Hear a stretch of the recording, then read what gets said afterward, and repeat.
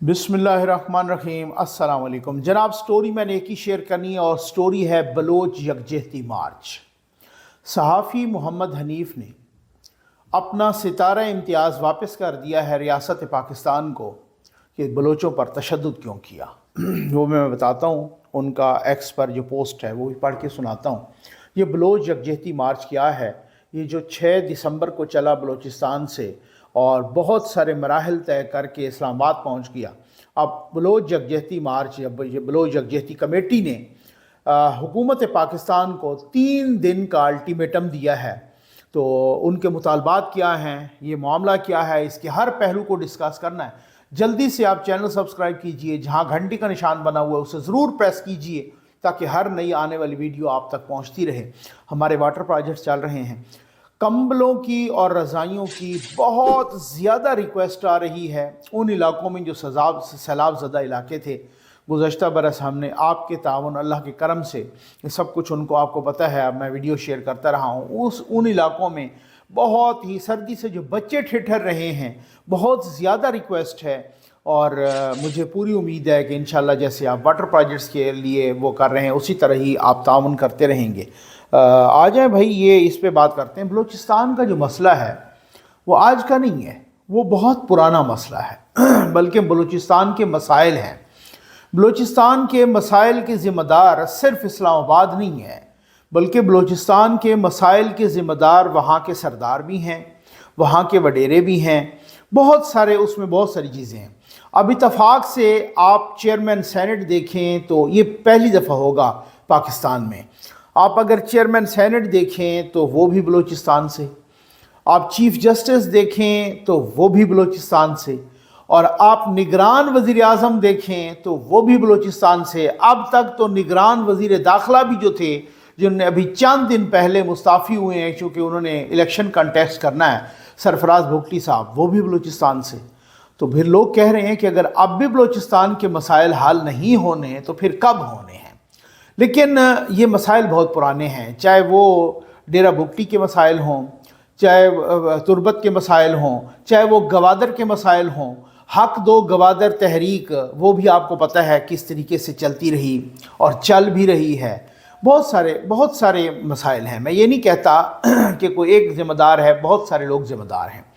Bloch यकजहती मार्च जो 6 दिसंबर को बलूचिस्तान से चला और बहुत सारे इलाकों से होता हुआ डेरा गाजी खान, उससे आनवर्ड पंजाब से फिर यहाँ पे पहुँच गया, तो वो कह रहे हैं कि जी हमें रास्ते में बहुत ज़्यादा मसाइल हुए, पुलिस ने लाठी चार्ज किया, हाँ, ट्रांसपोर्ट वालों को कहा कि इनको ना लेके जाएं, नहीं तो अपने कॉन्सिक्वेंसेस आप खुद भुगतेंगे। ये मैं आज इसके हर पहलू पर बात करूँगा। हमारा अलमिया ये है कि मैं देख रहा था कि जब ये बलोचों की बात हो रही थी, जब इमरान खान की हुकूमत थी, जब इस्टेब्लिशमेंट के साथ बड़े अच्छे ताल्लुकात थे, उस वक़्त जो मालशिया पालशिया सहाफ़ी थे वो इनके ख़िलाफ़ वीडियो करते थे। आज उसी पीटीआई ने इनकी यकजहती में बार बार वो ट्वीट्स भी कर रहे हैं और जनाब खान साहब का भी पैगाम चला है, वो सारा कुछ। ये वही खान साहब हैं जिन्होंने कहा था कि अगर हज़ारा में लाशें पड़ी हैं और उनको आप नहीं दफना रहे तो मैं इनसे ब्लैकमेल नहीं होऊंगा। उनका साठ मौजूद है, मेरे पास भी मौजूद है, मैं सुनवा भी दूंगा, ठीक है ना। अच्छा, मैं इनसे ब्लैकमेल नहीं होऊंगा, आप दफनाएं मैं तब आऊँगा। तो ये खान साहब हैं। आज वो जनाब, आप किस मुंह के साथ, कोई भी यहाँ पर अगर मजलूम है, अगर उसके साथ ज़्यादती हो रही है, अगर रियासत कुछ कर रही है उसके साथ, तो बिल्कुल कानून और आइन के मुताबिक सलूक होना चाहिए, गैर कानूनी तौर पे कुछ नहीं होना चाहिए। लेकिन आप वही हैं ना, आपको याद तो है, आप वही हैं कि जिन्होंने तहरीक लब्बैक ने एहतजाज किया था तो आपने सड़कों पर तेज़ाब फेंक दिया था और उनके तलवों से चमड़ा उतर गया था। आप वही हैं ना। आज आपको याद आ गए बलोचिस्तान या बलोचों के साथ यकजहती बिल्कुल होनी चाहिए। मैं खुद भी यकजहती करता हूँ, बाकी सहाफ़ी भी, बाकी भी सारा कुछ। लेकिन इसको सिर्फ अलूफ तरीके से नहीं देखना चाहिए, इसको सिर्फ एक पहलू से नहीं देखना चाहिए, इसके सारे पहलू देखेंगे। ये मैं मानता हूँ कि बलूचिस्तान के साथ बहुत ज़्यादती। आसिफ अली जरदारी साहब, पीपल्स पार्टी की हुकूमत आई 2008 से 2013, मुझे याद है बेपनाह फंड्स दिए गए बलूचिस्तान को। वो फंड्स शायद बलूचिस्तान की तरक्की पर नहीं लगे या बहुत कम लगे हैं, جو وہاں کے سردار تھے وہ کھا گئے. ٹھیک ہے, وہاں کے سرداروں کو یہاں اسمبلی تک, قومی اسمبلی تک بھی رسائی ہے, اس اسمبلی تک بھی ہے, یہاں کی بیوروکریسی پہ بھی ہے, سب کچھ ہے, لیکن وہ خود اپنے علل تللوں پہ اڑا دیتے ہیں, اپنی عیاشیاں کر دیتے ہیں, عوام کو وہ نہیں کچھ کہتے اور کچھ بھی نہیں کرتے عوام کے لیے. لیکن چاہے وہ گوادر ہو, مجھے یاد ہے مجھے ایک بیوروکریٹ نے بتایا تھا, اور بڑا ریلیونٹ بیوروکریٹ تھا, اس نے کہا نقوی صاحب جب یہ گوادر اناؤنس ہوا تو کسی کو بھی نہیں پتا تھا کہ یہاں پہ گوادر پورٹ جو ہے نا وہ اناؤنس ہو رہی ہے اور اس طریقے سے.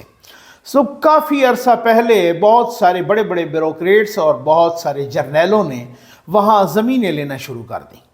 اچھا, لوگوں نے کہا, کسی نے بے نامی لینا شروع کر دیں, کسی نے کیسے, لوگوں نے تو گوادر میں. تو لوگوں اب جس کی زمین اگر 20 روپے کی ہے اور اس کو آپ 200 روپے دے دیں تو یار وہ تو بھاگ کے وہ کہتے ہیں یار یہ میری زمین جو ہے یہ تو اگلے 50 برس تک بھی 200 پہ نہیں جائے گی.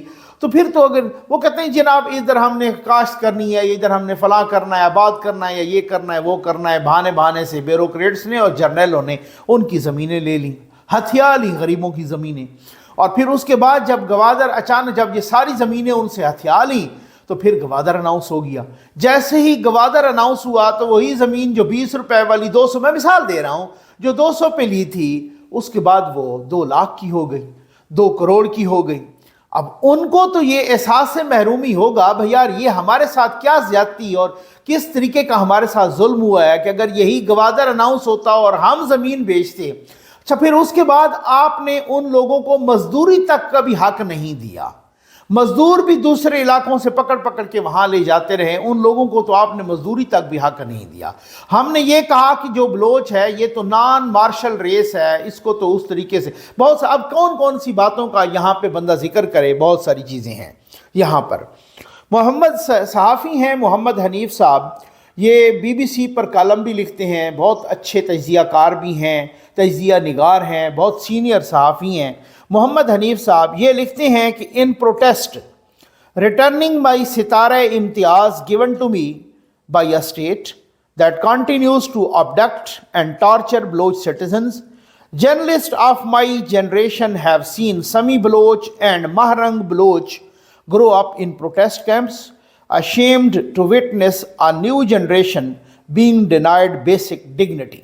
کہتے ہیں میں اپنا ستارہ امتیاز, یہ تیسرا بڑا اعزاز ہے پاکستان کا, میں اپنا ستارہ امتیاز واپس کر رہا ہوں, احتجاجاً کر رہا ہوں, کیونکہ آپ نے بلوچوں پر ایک ایسی ریاست کو واپس کر رہا ہوں کہ جس نے بلوچوں پر ٹارچر کیا, بلوچوں پر جو ہے نا ان کے ابڈکشن, اغوا کیا, ان کو ٹارچر کیا, اور اسی وجہ سے انہوں نے 2 سمی بلوچ اور ماہرنگ بلوچ کا بھی ذکر کیا کہ جو لیڈ کر رہی ہیں, جو کیمپوں میں پلی بڑھی, اور وہ کہتے ہیں کہ ashamed to witness a new generation being denied basic dignity, ان کو بیسک رائٹس نہیں مل رہے. خیر, ان کا اپنا خیال ہے, اس خیال کا پورا احترام ہونا چاہیے, لیکن میں نے پہلے بھی کہا کہ الوف طریقے سے اس کو دیکھنا یہ تھوڑا سا ڈیفرنٹ ہوگا. کل غریدہ فاروقی صاحبہ نے اپنے ایکس سے ایک پوسٹ کی, ایک ویڈیو, اور اس ویڈیو میں انہوں نے ڈاکٹر ماہرنگ بلوچ کا, جو یہاں پر پریس کلب میں آ کے بیٹھی ہیں,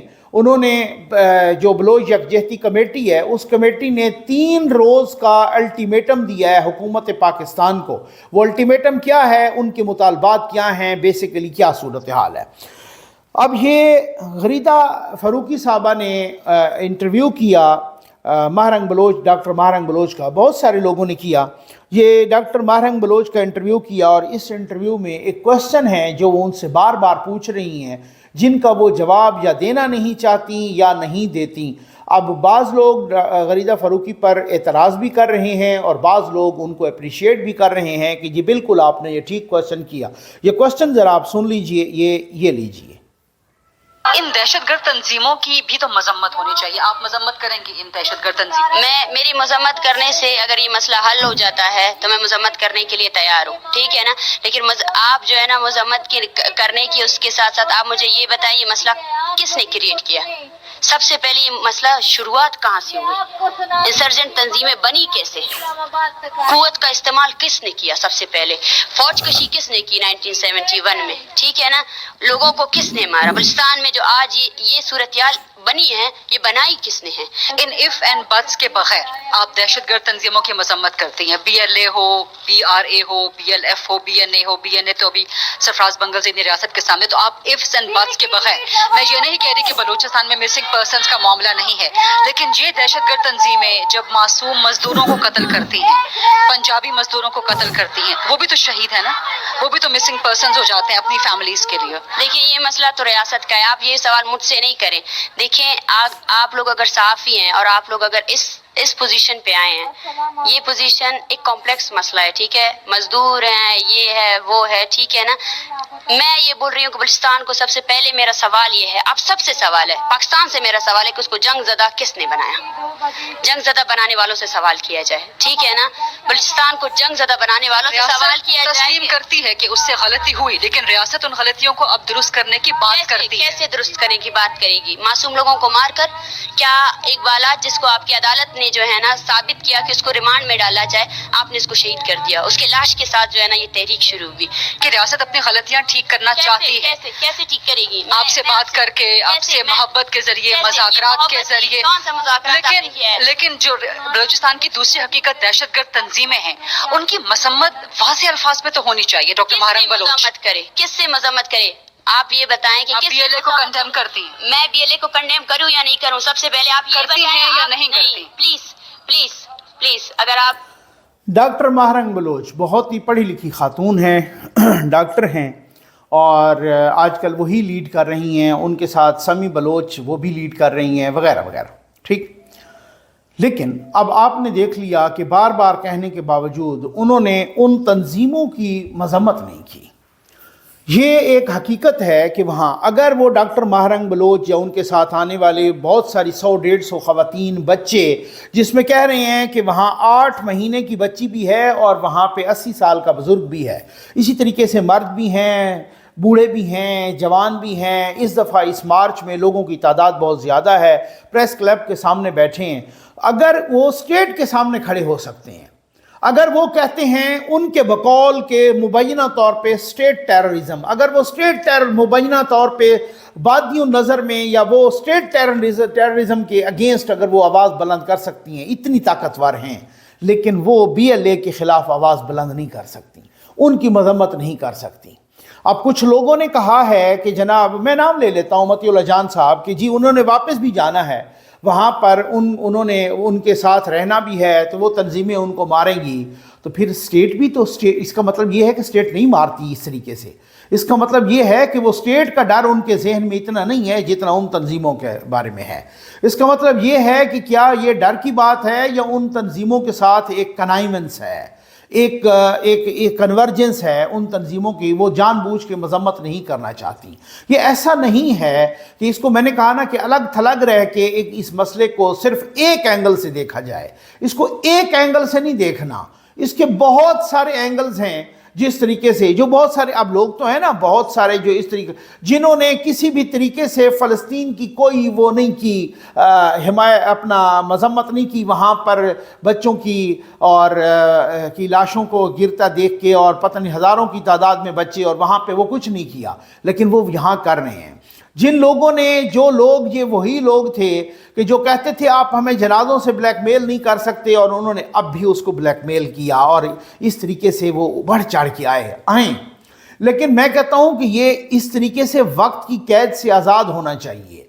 अगर कहीं पर भी उनको और स्टेट को भी ऐसे चीज़ों से अवॉइड करना चाहिए कि वो कह रहे हैं कि बलाज बलोच जिनको पकड़ लिया गया था, गिरफ्तार किया गया, उसको अदालत में पेश किया गया, फिर उसके बाद उसका रिमांड मिला, रिमांड के दौरान उसको मार दिया गया, कत्ल किया गया, शहीद किया गया, उसको ऐसा नहीं करना चाहिए। ये स्टेट से गलतियां होती हैं।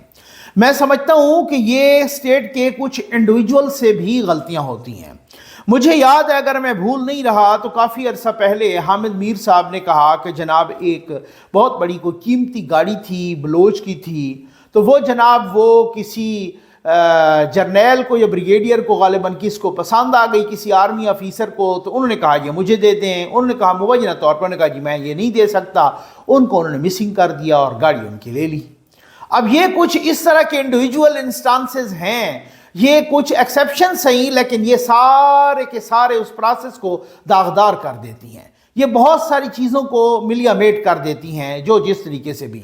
इसी तरीके से हमने, अच्छा ये सिर्फ वहाँ का मामला नहीं है, ये यहाँ का भी मामला है कि एक पुलिस वाले ने छापा मारा और वहाँ पे उन्होंने रंगे हाथों कुछ लोगों को पकड़ लिया।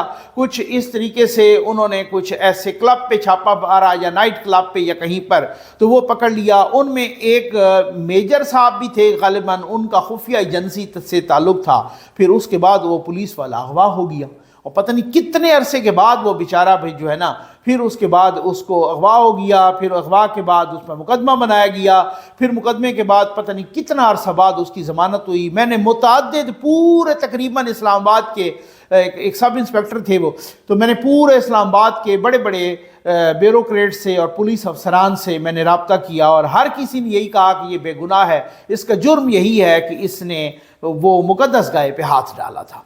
तो ये एक बलूचिस्तान का नहीं मामला, ये हर जगह। और ऐसी जब चीज़ें होती हैं तो फिर पूरा इदारा फिर बदनाम होता है, फिर पूरा डिपार्टमेंट बदनाम होता है, पूरी पाक फौज बदनाम होती है। अब ये लोग बैठे हैं, इनके साथ रियासत को चाहिए कि इनके साथ मोहब्बत से बात करें, इनके साथ प्यार से बात करें, सेकंड थर्ड टीयर के नहीं। अगर वज़ीर आज़म साहब खुद इनके पास आ जाएं तो उनकी शान में कोई कमी नहीं आएगी।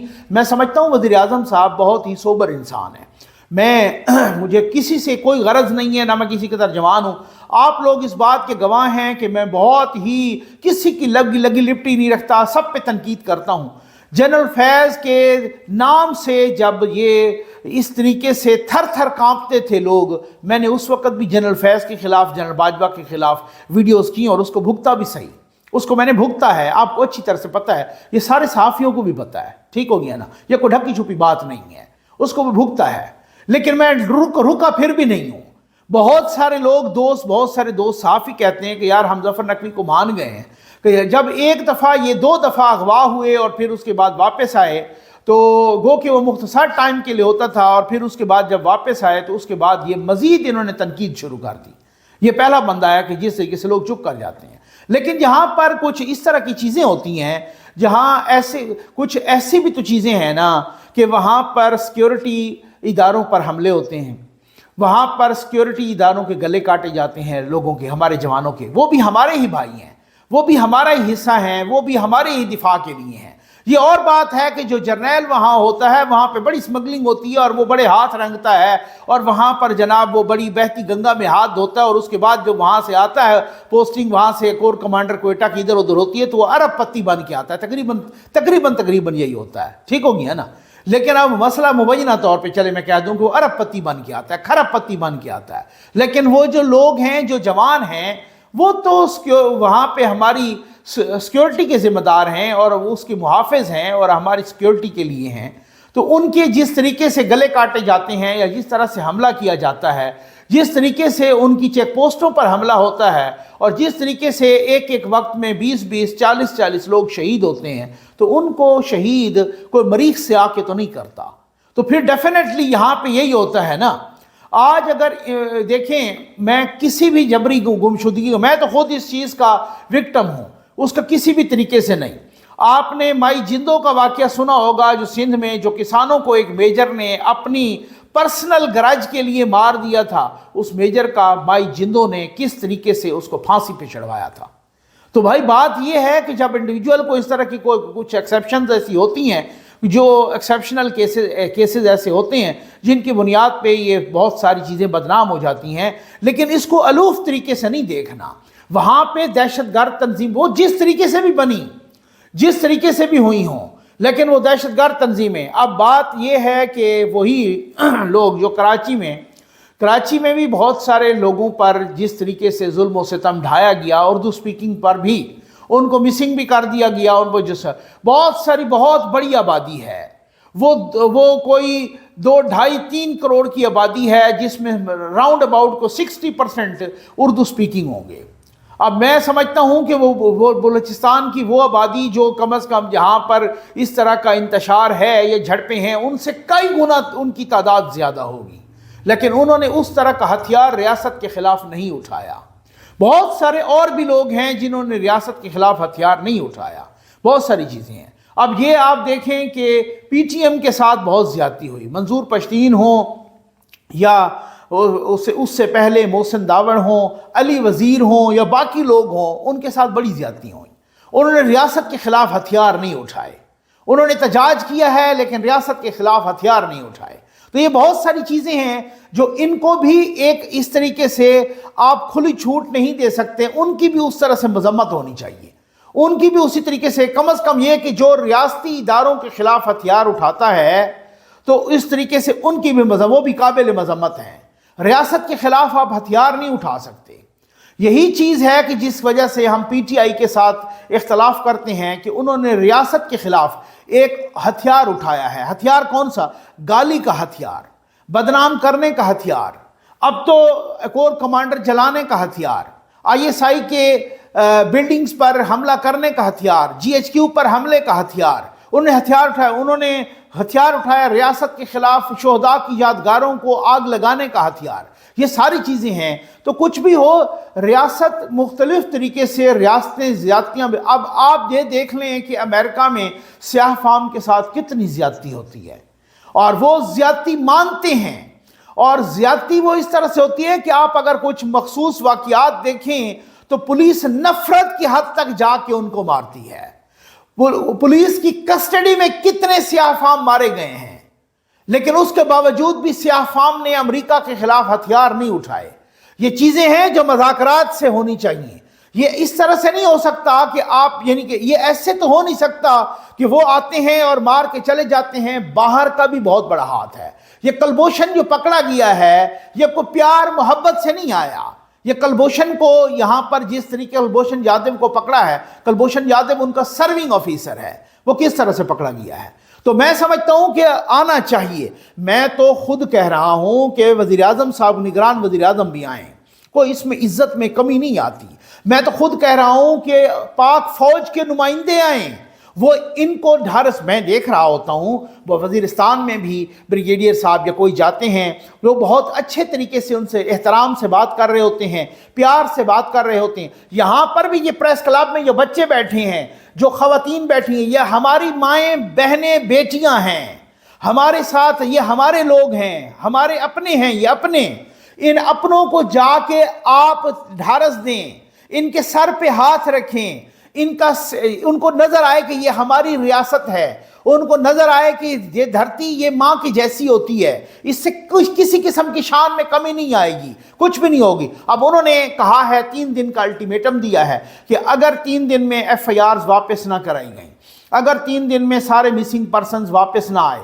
बलाज जो हैं बलोच, उनके खिलाफ जो FIR है वो वापस ना की गई, अगर ये, तो फिर हम आगे बढ़ेंगे। तो इससे बेहतर है कि अगर मामलात ज़्यादा हो, जितने आप उनके मुतालबात मान सकते हैं, आप आएँ, उनके साथ मुज़ाकरात तो करें। आप 3rd 4th टियर के लोगों को भेजेंगे, वो उनके बदावा नहीं होगा। बदावा उनका, इससे क्या शान में कमी आ जाएगी कि अगर अनवारुल हक काकड़ साहब बहुत ही डिसेंट इंसान है, मैं उनका बहुत मोतरिफ हूँ, जब भी वो बात करते हैं तो बहुत ही लॉजिकल बात करते हैं। उनके मुख्तलिफ इंटरव्यूज़ देखे, यूनिवर्सिटीज़ में देखे, वो टेम्पर लूज़ नहीं करते, वो बहुत ही लॉजिकल बात करते हैं, बहुत ही मंतिक से बात करते हैं, और अच्छी बात है। वो कूल रहते हैं, बहुत पढ़े लिखे बंदे हैं, बहुत अच्छे इंसान हैं। अब वो अगर यहाँ पे चल के प्रेस क्लब में चले आएंगे और इनकी ढारस बंधवाएंगे तो ये एक उनका बड़ापन होगा। और मैं समझता हूँ कि आर्मी चीफ हाफिज सैयद आसिम मुनीर साहब को, जनरल साहब को भी